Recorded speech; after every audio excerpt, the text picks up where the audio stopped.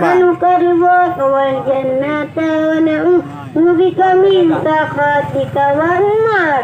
اللهم إنك عفو كريم حليم تحب العفو فاعف عنا يا الله يا كريم. ربنا ظلمنا أنفسنا وإن لم تغفر لنا وترحمنا لنكونن من الخاسرين. ربنا لا تزغ قلوبنا بعد إذ هديتنا وهب لنا من لدنك رحمة إنك أنت الوهاب. اللهم اغفر لنا ذنوبنا وذنوب والدينا وارحمهما كما ربيانا صغيرا. اللهم إنا على ذكرك وشكرك وحسن العبادة. اللهم إنا نسألك سلامة في الدين وعافية في الجسد وزيادة في العلم وبركة في الرزق وتوبة قبل الموت ومغفرة بعد الموت. اللهم اغفر علينا في سكرات الموت والنجاة من النار والعفو عند الحساب. اللهم اجعلنا من الآمنين. اللهم اجعلنا من المتقين.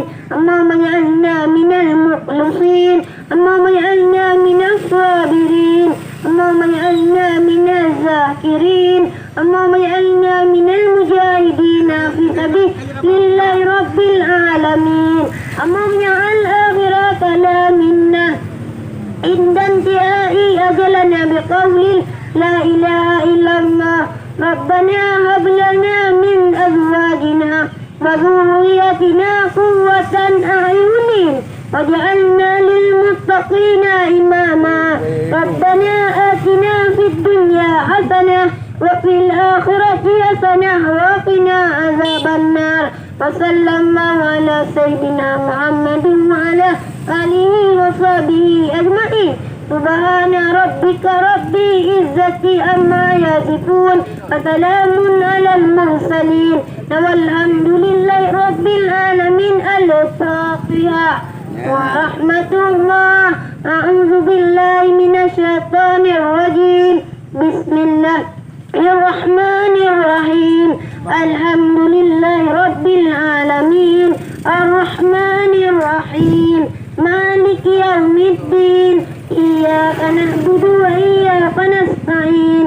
اهدنا الصراط المستقيم صراط الذين أنعمت عليهم غير المغضوب عليهم ولا الضالين.